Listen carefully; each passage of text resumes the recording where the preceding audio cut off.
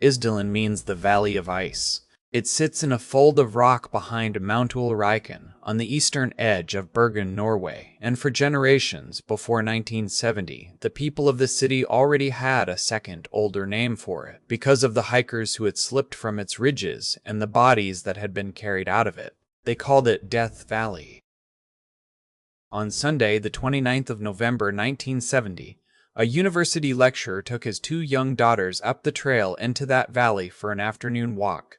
And a little after midday, the older girl stopped on a scree slope among the boulders, because there was a smell in the cold air that did not belong there, and below her, wedged between the rocks, was the body of a woman. The front of the body was burned, the back, pressed against the stones, was not. Her arms were drawn up in front of her chest in what pathologists call the boxer position, the posture a body takes in intense heat, and arranged around her, with a neatness that the first officers on the scene would remember for the rest of their careers, were the objects she had carried into the valley: an umbrella, a liquor bottle, 2 plastic bottles that smelled of petrol, a pair of rubber boots standing beside her.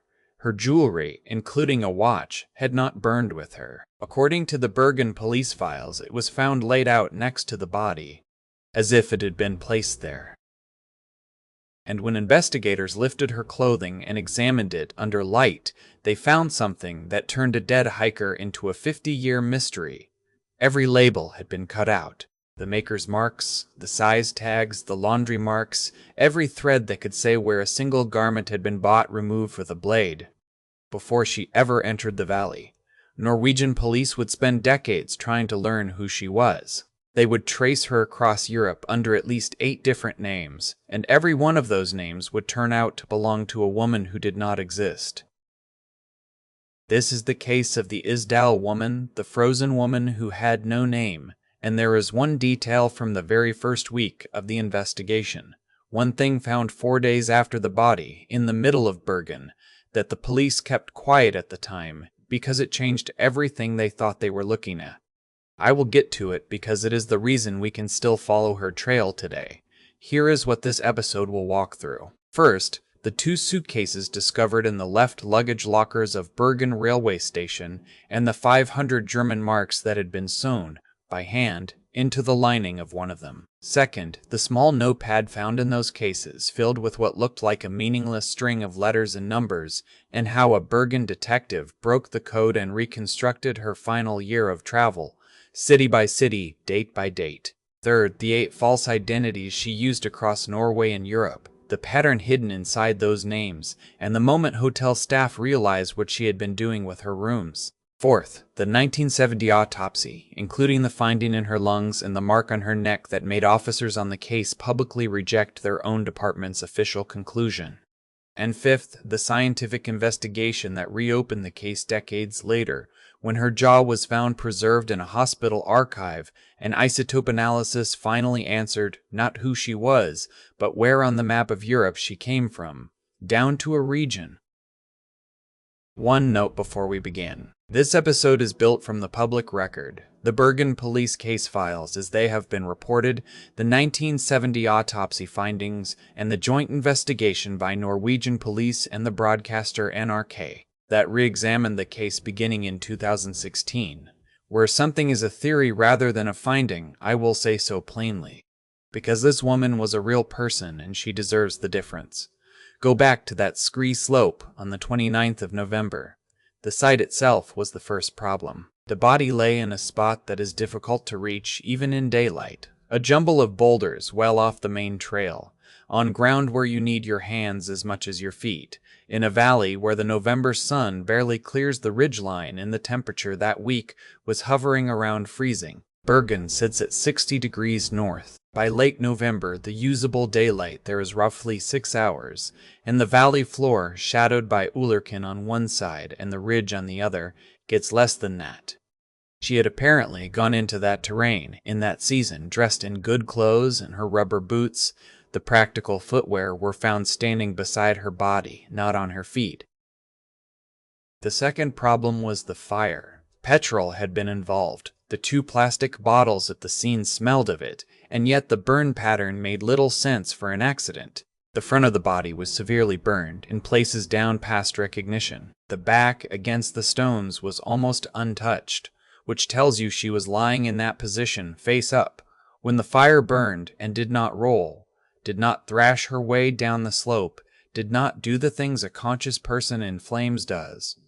The ground immediately around her was scorched in a limited area, a few square meters. Whatever had happened, it had happened right there in that cradle of stones and nowhere else.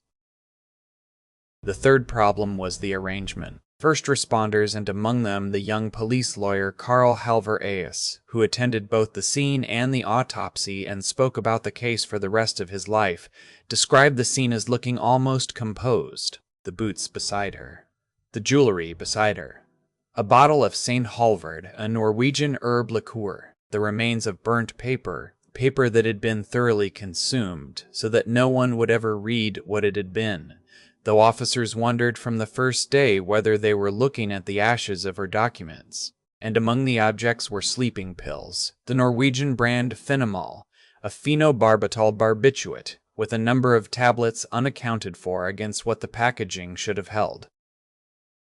Bergen police opened the case expecting a fast resolution, because unidentified bodies in Norway in 1970 were usually identified within days. Norway that year had under 4 million people. It was a country of parish registers and small towns, a country where strangers were noticed. Somebody misses you, somebody calls, a hotel reports a guest who never came back to her room.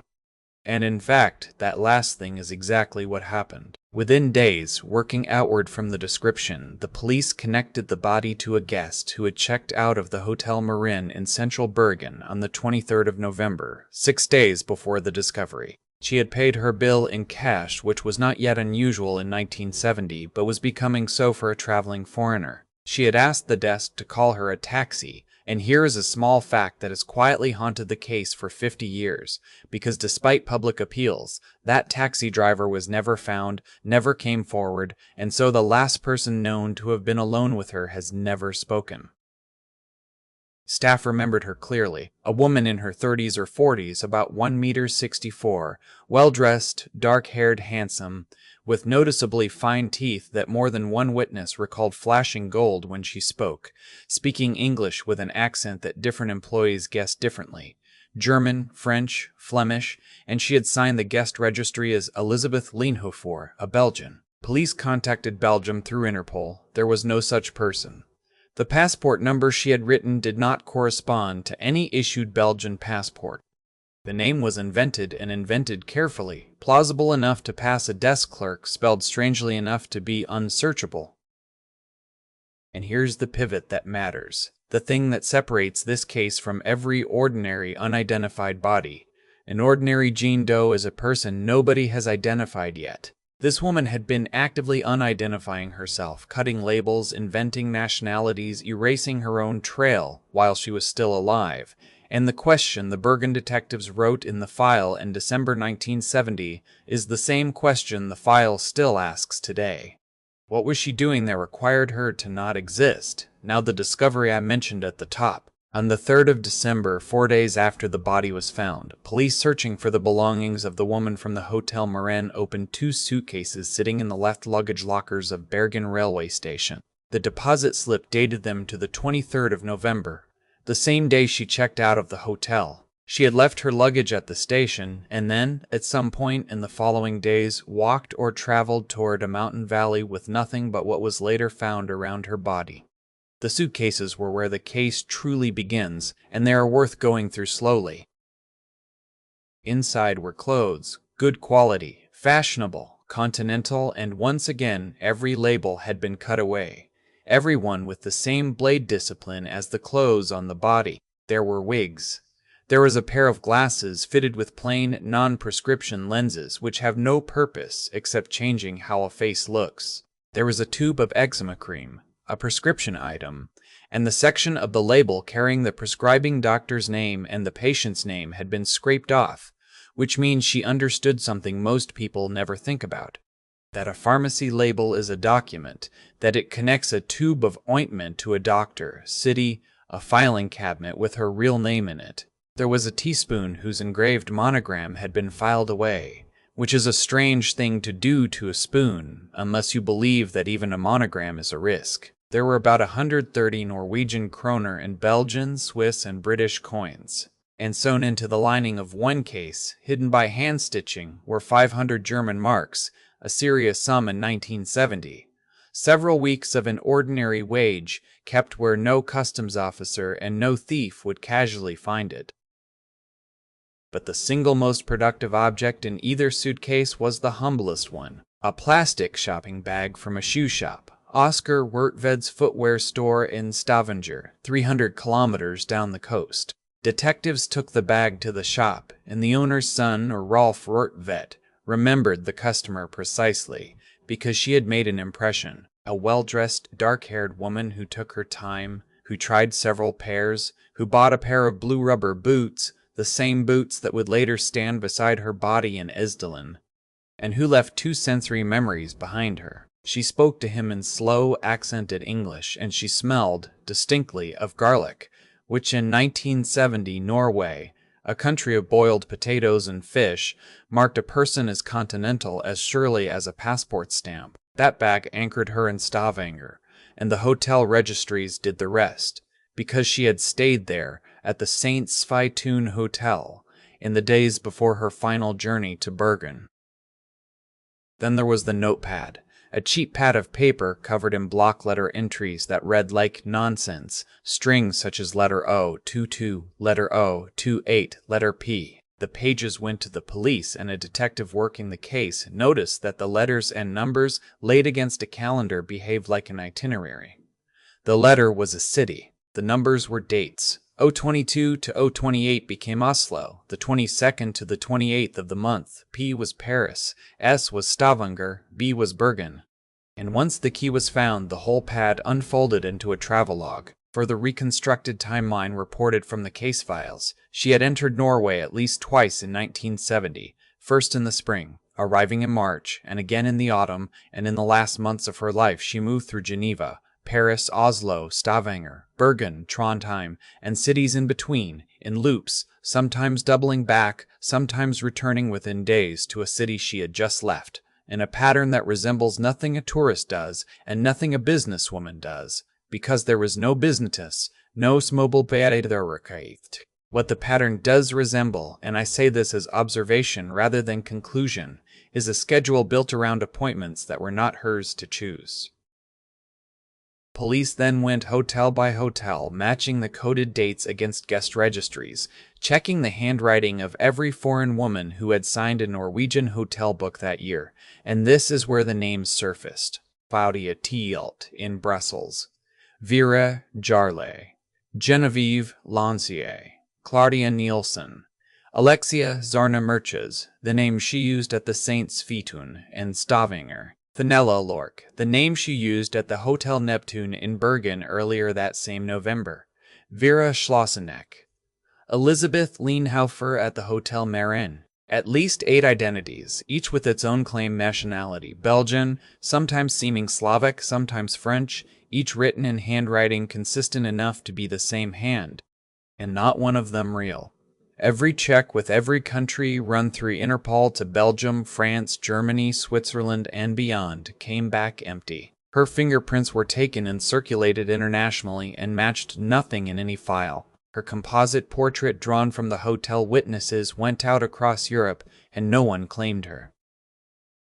The mechanism of her life, as far as it can be reconstructed, was this. She traveled constantly. She carried tools for altering her appearance. She kept her money hidden and her paper trail encrypted, and she systematically destroyed every object-level connection between her body and her origin, down to the level of a spoon. Whatever she was trained, or she had taught herself something that takes most people training to learn, because this is not paranoia improvised in a panic. This is tradecraft, methodical, habitual, practiced over months. The suitcases in the station locker are why we know any of this. If she had taken them into the valley, the fire would likely have erased her entire trail, and I want to hold on to that thought because it becomes important at the end. She left the record behind in a public locker under a dated deposit slip where it would be found. To understand who the witnesses actually met, it helps to look at 3 windows into her final weeks, 3 places where real people stood close to her. The first window is the Hotel Marin itself and the hotels before it. Staff across several Bergen and Oslo hotels gave police a strikingly consistent portrait. A polite, reserved woman who kept to herself, who ate alone, who was remembered as watchful, and who did one thing repeatedly that unsettled the staff only in hindsight. At more than one hotel, and most notably at the Hotel Neptun, where she stayed as Finella Lorck, she asked to change rooms after checking in at least one reported case more than once, moving until she had a room that satisfied her, and per later reporting on the case, the rooms she settled in tended to share a feature, a balcony, or a sightline, a position from which the approach to the hotel could be seen. A tourist does not care what her window overlooks in November. Someone who expects to be visited does. And there is one more fragment from the hotel witnesses, reported decades later in the NRK re-examination, that has become one of the most quoted lines in the whole case. A hotel employee recalled passing her in a corridor and overhearing her in conversation with a well-dressed man, and hearing her say in German, "Ich komme bald," I am coming soon. Who the man was, where she was coming to, whether the memory is precise across 50 years, no one can say, and I flag it as a single witness recollection, but it is the only reported moment in which anyone heard her speak of a plan. The second window comes from Stavanger, on Norway's southwestern coast, where the coated pad and the shoe shop bag both place her in the weeks before her death. Decades later, in the 2000s, a man who had been a young sailor in 1970 came forward and told Norwegian media that he had met the woman he believed was her, that they had spoken at length, that she was educated and fluent in several languages, and that she had seemed, in his words as reported, afraid, as if she knew something was coming for her. He said he had gone to the police at the time and had the impression his statement was not wanted, that the matter was already spoken for. That account is one man's memory across decades, filtered through everything he later read about the case, and I flag it as exactly that, but it did not stay unique. The third window is the valley itself. After the case became publicly known again, a Bergen woman told NRK that in the last week of November 1970 she had been hiking the slopes near Isdalen and had passed a well-dressed woman, dressed wrong for the mountain, city clothes on a scree trail, walking with a look she never forgot, a face she described as resigned, and behind her, at a distance, 2 men in dark coats. She said that when she reported it at the time, she was told, in effect, to forget the matter, that it would be taken care of. There is no way, 50 years on, to verify that instruction. No note of her statement survives in the released file, and the police of today cannot answer for a conversation nobody wrote down. It is also worth saying honestly that memory is soft material, and that Norway's security police, the POT, operated in that era with a secrecy that has fed as many myths as facts. But set the 3 windows side by side. A woman who arranged her hotel rooms around sightlines. A woman a stranger remembered as frightened. A woman who told someone in German that she was coming soon. A woman possibly seen walking toward Death Valley followed. None of that is proof of anything.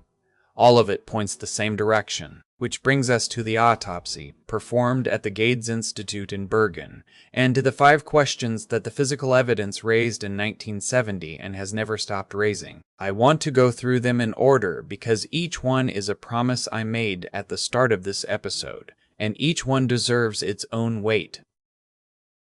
Question 1. Did she take the pills herself? The autopsy found a large quantity of phenobarbital in her system, and reporting on the file describes tablets in her stomach that had not yet dissolved, roughly a dozen still intact, meaning she swallowed a final large dose shortly before death, on top of what her blood already carried, on the order of 50 to 70 pills in total across her final hours. That is consistent with suicide, and phenobarbital was, in that era, one of the most common instruments of it. It is also consistent with sedation administered or compelled by someone else, and the autopsy alone cannot separate the two, because a pathologist can say what entered a body, and not always whose hand carried it. Question 2. Was she alive in the fire? Yes. The examination found soot particles in her airways below the level of the vocal cords, which only happens when a person inhales smoke, meaning she was breathing as the fire burned around her, and carbon monoxide in her blood, pointing the same way. Under the suicide reading, she doused herself and lit the fire as the pills took hold, choosing, for reasons of her own, the most terrible exit available. But the pills present a timing problem that officers raise themselves because the arithmetic is unforgiving. A person deep enough into a phenobarbital overdose for a dozen tablets to sit undissolved in her stomach is sliding into unconsciousness, and a person in that state is not reliably capable of managing petrol, matches, and an open flame on an icy slope, of pouring accurately, of igniting successfully, of lying back into position. The window in which she was both conscious enough to do it and drugged enough to match the findings is narrow, and the file cannot prove she was inside it. Question 3. What made the mark on her neck? The autopsy recorded a bruise on the right side of her neck, caused by a blow or an impact of some force, inflicted before death, and the file could not determine whether it came from a fall against the rocks or from a human being, a fist, an edge of a hand, a grip. On its own it proves nothing. People stumble on scree. Beside the pills and the fire, it refuses to sit quietly. It sat in the report in 1970, and it sits there now unexplained. Question 4. Why was the scene arranged? Bodies in accidental fires are found with their belongings burned, scattered underneath them. Bodies in most suicides by fire are found with everything they carry consumed. Her jewelry was beside her, unburned. Her boots stood next to her, upright. The composition of that scene is either the last deliberate act of a woman ending her life on her own terms, laying down the things of the world before leaving it, which happens, and deserves to be said with compassion, or it is staging by another hand a scene built to be read as suicide, and the file cannot tell you which, because arrangement is the one piece of evidence that testifies with equal conviction for both sides. Question 5, and to me the heaviest one. Why do the erasures point in two directions at once? A person planning her own death and wishing to be unknown takes her secrets with her into the fire, and the burnt paper at the scene shows she knew how. This woman cut every label and filed the monogram off a spoon, and then left both suitcases, the money, the wigs, and the coated pad in a railway station locker in the center of Bergen, checked in under a date, connected by a shopping bag to a shoe shop, connected by a shopping bag to a shoe shop, connected by handwriting to 8 hotel registries, guaranteed to be opened when the deposit expired. If she wanted to vanish completely, the locker is a mistake, and nothing else in her behavior over a documented year contains a mistake. If some part of her wanted the trail found, the locker is a message. In early 1971, Bergen police formally concluded probable suicide and closed the case, and in the decade since, multiple officers who worked it have said openly in Norwegian media that they never believed that conclusion, among them detectives at the heart of the original investigation, one of whom, Harald Osland, reportedly carried the case with him until his death, so unresolved in his own mind that his son later spoke publicly about the file that would not let his father go. Carl Halvaras, the police lawyer who had stood on the scree that first day, voiced his doubts on camera decades later. The file was closed. The question was not. And then, 46 years after the fire, the case did something almost no cold case gets to do. It produced new evidence from her own body. She had been buried on the 5th of February 1971 at Mollendal Cemetery in Bergen in a zinc-lined coffin, chosen deliberately by the police of the time so that the remains could survive for a future science they could not name. The funeral itself tells you how the investigators felt about her. A Catholic ceremony chosen because they guessed from her origins that she was likely raised Catholic, attended by the police officers who had worked the case, with flowers and photographed every stage of it, so that if her family were ever found, they could be shown that she was buried with dignity. That future the zinc was waiting for arrived in 2016 when Norwegian police reopened lines of inquiry together with NRK journalists, among them Merit Higraf, whose reporting later expanded into the podcast Death in Ice Valley with the BBC. World Service in 2018 put the case in front of a global audience of millions. The critical break was archival. Her jaw and teeth, removed at autopsy, had been preserved for decades in a hospital archive in Bergen, sitting on a shelf through the entire history of modern forensics, waiting. Forensic dentists had already noted in 1970 that her extensive dental work, including numerous gold crowns of a style and technique not used in Norway, looked continental, central, or southern European, expensive. The mouth of a woman from a family that could pay for such work. Now researchers could go further. Isotope specialists, led by Professor Jurian Hugiverf, analyzed the enamel, reading the chemical signature that drinking water and food leave in teeth as they form in childhood, because oxygen and strontium isotopes vary with geology and geography, and enamel once formed never changes, so a tooth is a recording of where a child lived while that tooth grew. Different teeth form at different ages, which means a full jaw is not one recording but several.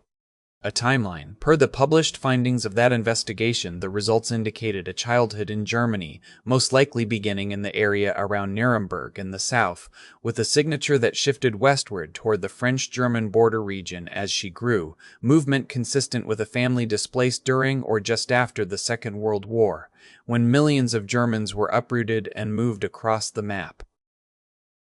A DNA profile recovered from preserved tissue developed at the Institute of Legal Medicine in Innsbruck under Professor Walter Parson, one of the world's leading forensic geneticists, pointed to broadly European ancestry, and that profile now exists, permanent, searchable, waiting for a relative to compare against. Handwriting specialists who studied the notepad in the hotel registries concluded she likely learned to write in a French-speaking environment from the construction of her letters and numerals, which fits a German-born girl schooled near or across the French border. And carbon dating of her teeth, using the atmospheric radiocarbon spike from atomic bomb testing as a clock, revised her age upward from the original estimate, suggesting she was around 40 years old when she died, meaning she would have been born around 1930, a child in wartime Germany, a girl of about 10 when the bombs began falling on the cities of the South. None of this is a name. All of it is a shape. A girl born in southern Germany around 1930, uprooted westward as Europe burned, educated, multilingual, expensively cared for, and 40 years later moving through Norway under 8 false identities during the coldest years of the Cold War, in a period when, as a matter of public record, Norway was test-firing its new Penguin anti-ship missile along that same western coast. In the very fjord regions her coded pad places her coded, in the very months it places her there. The theory that she was an intelligence asset, watching those tests for someone, has never been proven. No service has ever acknowledged her, and it should be called what it is, a theory. But it is the only frame yet proposed in which every strange fact of this case, the labels, the code, the wigs, the sewn-in currency, the sightline rooms, the looping routes, the 2 men in dark coats, stops being strange and becomes instead a job. So here is where the case rests. A woman lies in Mollendal Cemetery under a stone with no name, and the file that describes her holds more hard information than almost any unidentified person case in Europe. We know her approximate year of birth. We know to a region where her childhood happened and the direction her family moved. We know her handwriting, her dental history, her DNA knee profile, her travel routes, her aliases, her face's witnesses drew it, even the smell of garlic a shop assistant remembered for 50 years. Somewhere, most likely in Germany or France, there was a family whose daughter went away, perhaps in the 1950s, and never came back, and the distance between that family's missing girl and Bergen's nameless woman may be one archived record, one photograph in a drawer, one relative's DNA sample wide. That is what the officers of 1970 were quietly betting on when they buried her in zinc and photographed the flowers. Not that they would solve it, but that someone eventually could. 50 years of investigators and now millions of listeners and readers across the world have kept that bet alive, and the honest ending of this episode is the same ending the file has. Not closure. Custody. The case is held, carefully, by people who refuse to let her state erased, because the one thing she was denied in Isdalen, by her own hand or by someone else's, was the right to be a particular person, from a particular town, with a particular town, with a particular name. If cases like this one matter to you, the kind where the cold and the silence are part of the evidence, subscribe to the channel and turn on notifications. And if this episode held you the way this case has held Norway for half a century, a like genuinely helps these stories reach the people who might, one day, recognize her. I will see you in the next one.